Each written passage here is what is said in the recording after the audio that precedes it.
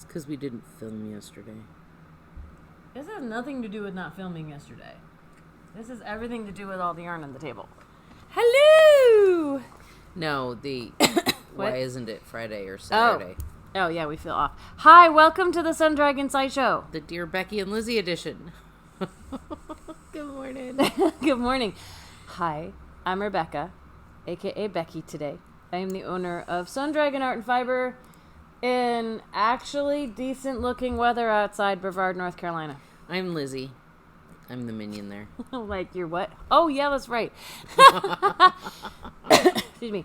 For anyone who's worried about the hurricanes and such, we are so far west in North Carolina, and this thing went kind of straight east across Florida, that it was threatening to rain on us yesterday and never really did a ton. Like, I drove home through some rain, but by the time I got home, it wasn't really raining anymore. Like, the outer bands, the outer tendrils attempted to rain on us. It was like, we're there. No. Well, maybe. No. Yes. It's coming. No. Okay. Yeah. So, I drove we're home, fine. Drove home through rain. And when Bernie went to go feed the horses, there's no rain. Okay. And he was like, I'll go put my boots on. And, you know. So. Ooh, I'm going to do this because it's going to annoy me. So we have all this yarn on the table. We'll talk about that in a second. It's not crazy fun sale stuff or anything. But okay, before we get going, we didn't film yesterday, and part of the reasons why we can talk about. But I think this is the one dress, and you can't see the bottom, but it comes to like just a couple inches below my knee. This is the one dress that y'all haven't seen yet of my new dresses. I only have like 7, and I have a limited budget, so I'm probably not getting a whole bunch more for a while. So anyone who's like, what's next? I'm like, you're going to see more of what you already saw. But that's okay, because I think they're all pretty, right? They're all really pretty. So this one is kind of fun. It has stripes that go in different directions, and I noticed in the back, like, it does a V thing. Does it? No. Somewhere. Maybe it's the side. Oh, it's the sides. It's the sides. The sides. The seaming's pretty good on this. So I am not paid to endorse this Bloom Chic, is how I pronounce it, company. They're not paying me anything. I just was like, these are cute. Maybe I'll look cute in them. And it's for sizes 0 to 30, they say on their website. I believe it comes from Hong Kong. 0 or 10? 10. Thank you. You're welcome. I was like, 0 to 30 is a large range. 10 to 30. They're designed for people who are not little sticks. And I love people who are little sticks too.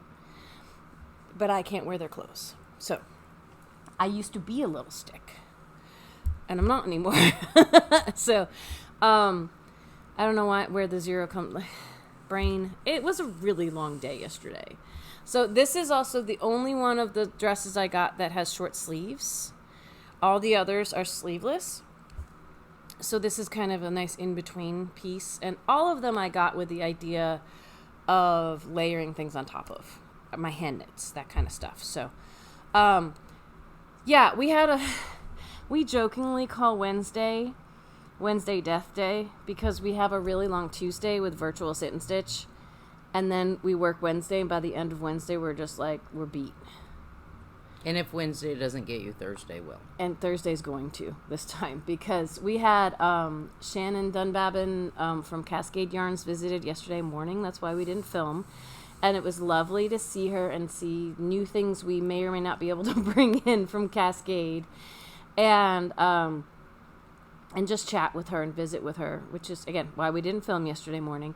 So the Harriet Fine is still on sale for another week with the code product of the week.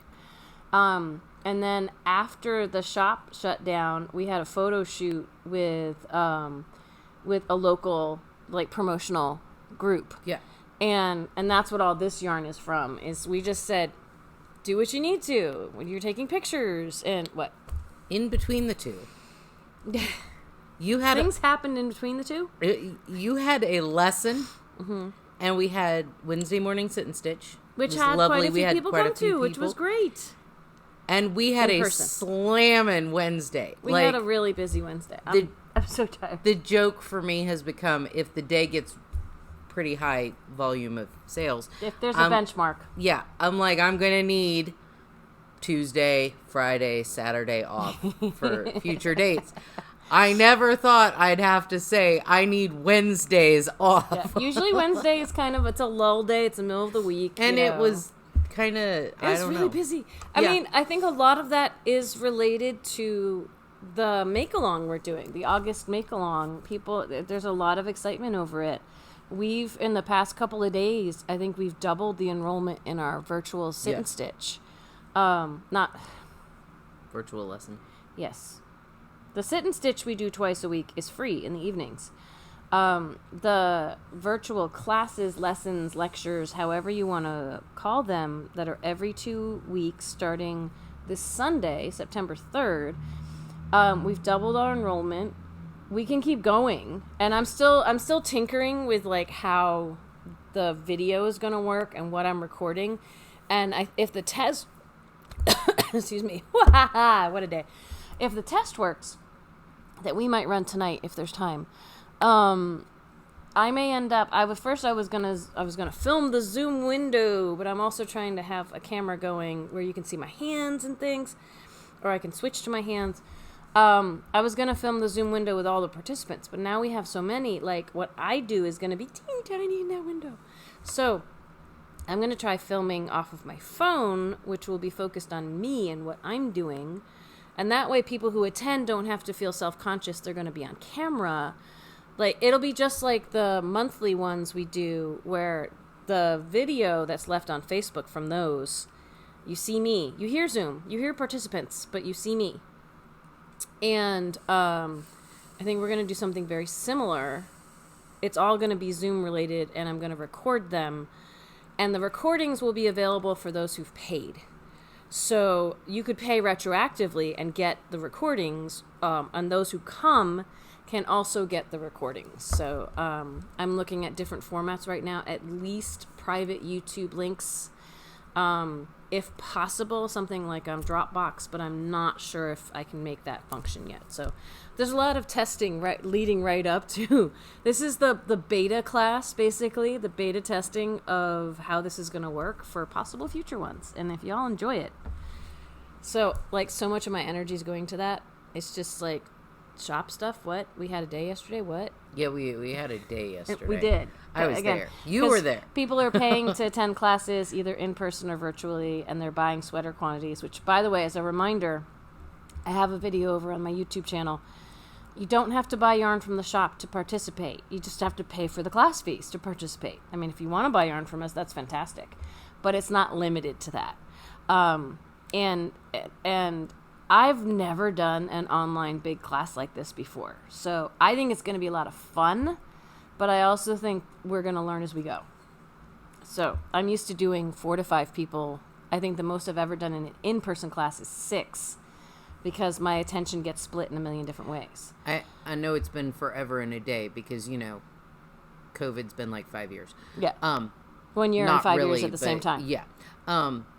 It's going to probably be like when you went to do the brioche thing, you know, where... And that was fine. Yeah. That worked, you know. But it's the online sessions will be a little bit more lecture-based in a way, probably, or just... I'll be sharing my wisdom and my thoughts, and there'll be time for questions.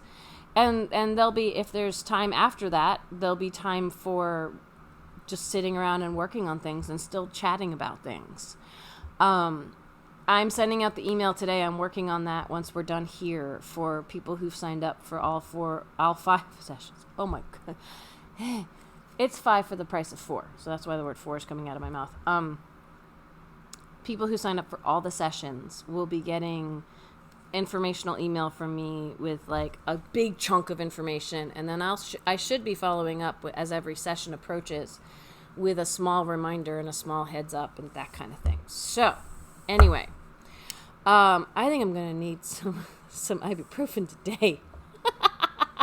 But today, this is Dear Becky and Lizzy. And we have a couple of potential things to couple of questions. Yeah. Okay. One is kind of a follow-up from last week, and the other one is we've done before, but we'll do again. I'm throwing her off track because I'm looking at her like, I don't know. Yeah. But you know, and I trust you, and it's all good. Sometimes I send her screenshots just sometimes so we talk about she things. knows, and sometimes I'm like, surprise! And sometimes it doesn't matter because I'm going to be like, okay, sure. I'm going to try to knit. I'm going to try to work on my flax sweater because at some point, I'm in the mindless knitting part on this, and at some point I need to get this done. So, because I'm starting 3 new sweaters with the make-along. So, okay. Hi, Liz. I watched the Q&A yesterday and must admit, I wondered how you got all that yarn into the bag. That was last Thursday's episode where she packed a bag. Yeah, a mailing 10 bag. 10 balls of Cascade Superwash into a bubble mailer. Go watch it. It's fun. Yeah. Do you think it would be okay to store yarn in this manner? As always, love the show. Thanks. So, what do you think? I've been pondering on this, and this is why I haven't emailed back. And I've been pondering on it. Yes. I think for some yarns, it would be okay to vacuum, or, not vacuum seal them, but, squish them into a Ziploc. To squish the air out. Yeah, squish the air out. To me. I don't know, where the threshold is for hairy yarns. Like, yarns that have the halos and stuff. They'll mat? I think they might mat. Mm-hmm. I had some... long-term storage. Yeah, I had some roving way back in the day that was long-haired sheep roving, and I had it stored in a tightly, compressed plastic bag thing, and it kind of matted. So I don't know whether it's heat or, if that bag gets moved around. It had friction on it or something. Yeah. I think one of our knitters, Carol, everybody has heard about Carol by now. She stores her yarn in a Ziploc bag that's not airtight, squished with out. A cotton balls with a little bit of lavender or essential something. Oils on them. Yeah. Yeah, she doesn't squish them. She does, the idea of storing them in plastic bags just to keep the critters out, I think is probably a good idea. It's not I could be wrong on this, but it's not like yarn needs oxygen to breathe and stuff. But it can be good to keep it in airtight containers. Some people do cedar chests, things like that. But keeping them permanently vacuum sealed, or a lot of air squished out. In theory, it should reinflate. But yeah, we have some experience of some natural fibers are might not bounce back as well. Yeah, I don't think that the Cascade 220 Superwash where it's a tight spin, or Encore or stuff that doesn't have a halo, I don't think that it would hurt it. Okay. And at this point, it's all supposition because we haven't actually tried it. It's but I don't know if I would do anything that had a halo, just because they like to make friends. Well, okay, so and the thing, the space bags that were advertised of you can have all your bedding and it's all gonna come back just fine. In theory, that's great for things, but not everything when it's been squished that flat is going to bounce back.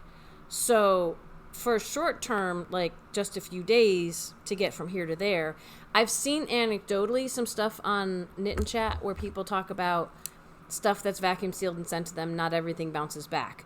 Most stuff does, and it could be that halo-y stuff. I think I was just going somewhere with this, but I think about yarn that has, when it's wound, it's under a lot of tension. One of the reasons that people say you don't want to wind a twist until you use it is it could stretch the yarn out.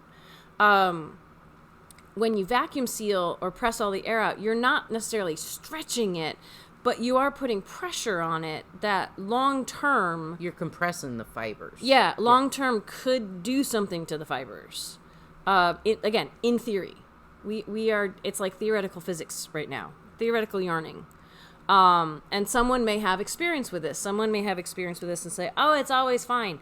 But that could depend a lot, like Liz is saying, on the fiber and how you're storing it, how you're applying the tension to it, or the pressure to it.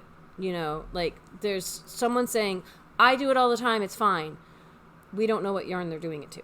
Well, and I thinking climate control and everything, because like if you do it in a Ziploc bag, they're not air impervious. Like, or they can keep, if they seal well, they can keep critters and things, but it's not like they're the air like an oxygen gets deprivation sucked back in there. Yeah, like when Liz sends it, and even ours, just in the time allotted, air got back into it. Yeah.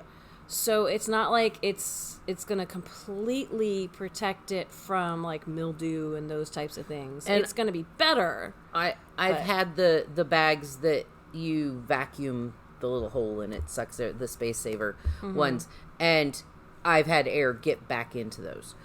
It only takes one tiny little pinprick to reinflate. I think about an air mattress that like my cat has walked across. Yeah. So, yeah. If you had a vacuum sealer that sucks all the air out, seals the bag, and it's a heavy plastic, they're not very big. So, you know, that could work, like, long-term, keep the air out. But it also depends on how much humidity is in your yarn, too, when you store it. Because I wouldn't store it that way. Like, the more we talk about it and think about it, the more it's such an unknown. It will save you space, and that's lovely. And, I mean, those Space Saver bags, the space bags, I used to always think, like, outer space, wah! But in theory, you can put all your sweaters in there and suck. And some people may have experience with that, even hand-knit sweaters, and they bounce back. I don't even know if I'd do that. I know a lot of us need the space. I know that half my house is taken up with my hand knits. But I've stored dresses in a Space Saver bag, but I don't. But that's a different fabric. I haven't done. Yeah. And you know, the down comforters and the ads show people with sweaters and things, and they're probably mostly machine made and stuff. But I would be nervous about long term, like us sending stuff in the mail, and I know I've heard from people who have other stuff sent to them from hand dyers and people who use the vacuum stuff and can send it in like an envelope, is what I was reading. For a short trip, I have no problem with that. For long term, I would be a little nervous on how it would come out. For me, that'd be, in some ways, it's a different situation, but it's the same risk as winding everything into cakes and then keeping it. I've knit off of cakes that have been wound years before, and sometimes it's fine, and sometimes it feels a little weird. But I'm a big fan of trying to keep things as naturally as possible. Like, I would use the Ziploc bags, and I would put them in a container, but I wouldn't necessarily try to, like, suck all the air out, myself. Yeah. So that I've been pondering on this like all week because, you know. See, I'm just pondering on it as we're talking. So. I knew I needed to ponder with someone else, too. Like, you know. Sounding boards. Yeah, and so, anyway. Hope that helps. Next question. Fabric growth. What a wonderful platform for knitters to learn and grow. I have a question about fabric growing after wet blocking. Oh, that kind of fabric. Okay, got it. I made a sweater out of 100% merino wool. It was a perfect fit after knitting, but a bit scratchy, so I soaked it and laid it flat to dry. It grew quite a bit. Is there a yarn content that won't grow as much? Maybe wool and part nylon. I didn't really stretch it. Maybe I should have tried to smush it back. Thank you again for all you do. So that says merino. It doesn't say it's superwash. Yeah. Because when we were walking up, I was under the assumption that it was superwash. I wasn't remembering probably as well, but we just don't know. Yeah. So there's some caveats on things we might say right now.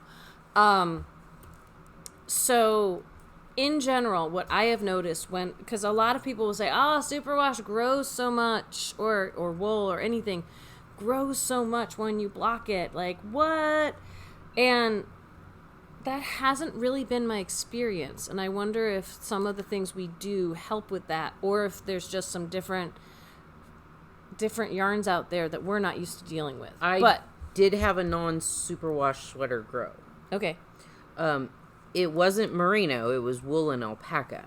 Okay. But I think it was like, I didn't spin it out. I used the towel. That's the biggest thing I was going to talk about is soaking blocking, especially if, something's itchy and you're trying to, some conditioner or something, which I think conditioner might make yarn relax a little bit. Yeah. So, but that might take, some people use that to try to take the itch out of wool. I find when fibers are soaked and saturated, super saturated, which you want it saturated, but then you want to get as much water back out as possible before you lay it out to dry. And if if you've ever picked up, like if it's in the basin and you just pick it up out of that basin and it's dripping wet, it is heavy. Like a sweater you've made or some garment, even sometimes a shawl can feel heavy. And that could be like when it sucks up so much water into its fibers and it's heavy, that's when it's going to stretch and potentially get bigger. In my experience. I laid my sweater out. Like, I did 2 towels and danced on Well, okay, and what she means by that is I pulled the sweater out of the bucket of water, and I gently squished it. as much water out with my hands as I could. We tell people to squish but not wring. Yeah. Because that can mess up your stitches, especially if there's texture. Yeah. Go ahead. And then I laid it on a towel, and I rolled the towel up. Made a sweater burrito. And then I put the towel on the floor and I dance on it, back and forth, just to squish out as much water as I could. And then when I do that, I like hug it or I just squish it down to try to get as much of that water into the towel. Yeah. And so you did 2 towels. I did 2 towels, and then I took it out and I laid it down. Before I block anything, and you're the one that taught me this, we measure, if it fits well, measure everything. Before you get it wet. And so I had, like, how long my sleeves were and how wide my torso was and all of that. And so I laid it down and I measured it, and it had grown. And I was like... I usually, when I lay it out, like, sometimes it's at least a couple of inches bigger in all dimensions. So and so I gently mushed it, and it looked wrinkly. Yeah, if you can, you distribute the wrinkles evenly, so it has a chance to kind of even out and fluff as it dries. Yeah, and that's it was just a hair bigger than when I had tried it on before blocking, but it had all kind of sucked back in. I mean, on the probably going to happen to everybody's side, like part of blocking to help the stitches lay flatter is it's going to relax a little bit, and it's going to potentially be a little longer, it's not going to be, a lot of the fibers, especially woolen things, are not going to be quite as bouncy, and for some people that's sadness and despair and you don't want to do it, but it can make the drape of your garment better overall. And it's a personal decision. And sometimes it'll spring back up over time. Sometimes, yes. But what I'll say about, so what Liz is referring to with the towels, that the thing that Liz taught me is if your washing machine is able to handle this, if you have a washing machine, if you're able to put it into just the spin cycle, just to like centrifugal force, fling water out of it, that can... Your fibers are already saturated, and the fibers are still damp, but they're nowhere near as damp and heavy as when they first came out of the basin. And often, even if you rolled it up in 3 or 4 towels. Yeah. And that can help it. It just feels damp. It just feels slightly damp, which some people would be like, well, that's not going to work. It does. It totally works because you've saturated the fibers. It can cut down your drying time by days. Like sometimes my sweaters can dry overnight, especially if I flip them over in the middle. But I have a couple of thoughts about the towels because I used to always do towels, and now I do the washing machine thing because I can. And I've done it with 100% wool. It does not felt the wool. but it's gotta be just the spin cycle, not a rinse and spin, we're not adding any water back in. We're not playing around with temperature. We're just spinning water out of it. One of my other thoughts about rolling it up in the towel is you're taking something that is heavy and already trying to stretch. And when I roll it up in a towel, I try to lay it out so there's nothing too thick in those layers. And that could be stretching. And that could be stretching it as you go. So you've got to do some repair work on that. And the more you lay it out and roll it up, and the rolling it up could be pulling on it a little bit. Again, I don't think that's going to suddenly make it go from a size small to a size extra large. But it's going to pull at the fibers a little bit. And when you have a chance to, you got to try to fix that. And some of that's going to be, again, trying to get as much water out of as possible. Like I have the cocoa knits, and we only have like one of them left right now, the super absorbent towels. And this is really big microfiber towel, and I keep meaning to test it, and I still haven't gotten around to that because I haven't done that much blocking recently.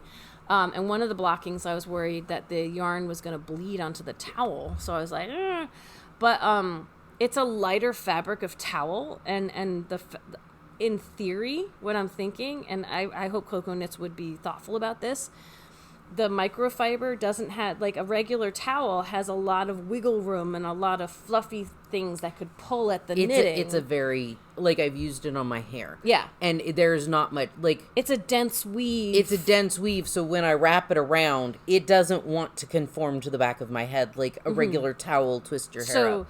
But I would hope that would mean it wouldn't want to pull at the fibers in your blocking very much. So you could lay it out. You might even, if you're using a towel or the Cocoa Knits microfiber towel, when you lay it out, you might want to squish it, like instead of stretching it out on the towel, you might want to lay it out and kind of squish it back, like so it's thinner or shorter before you roll it up to help the stitches not already be trying to be like, oh, you want me longer, yay, because yes, you're not pulling and pinning it, you're just laying it out. But just in the act of laying it out, if you're not thinking about measurements when you lay it out, you're changing the shape of it just to say, well, I'll take it damp and lay it out and everything will be fine. That's why we measure beforehand and then measure as we're laying it out to say, okay, this is bigger. So we know before it even starts drying that we need to fix it a little bit. I know knitters that will take the sweater and, without touching the side of it, like put a mark on a towel or whatever they're going to lay it on over their pads, so that there's an outline, so that they, when they lay their that's great. wet thing in, they have a mark to push it back. Well, and here's the crazy thing is that I do that once I've laid out my sweater to block. If it's one that doesn't need extra length and be pulled, I'll put markers out. Well, I put combs in or pins in at various spots because my cat likes to go on it and roll around. But what I do, because I flip my sweater over in the middle, because if it's one that's been knit in the round, it's double layer thick when you lay it down to block. And so I usually, after a few hours, will flip it so the other side has a chance to dry a little bit too, and I might flip it back. When I go to flip it, I'll take those pins out that we're making sure that my cat doesn't have a field day with it, and I'll put it just beyond the edge of the cuffs. Like, I'll mark, like you're saying.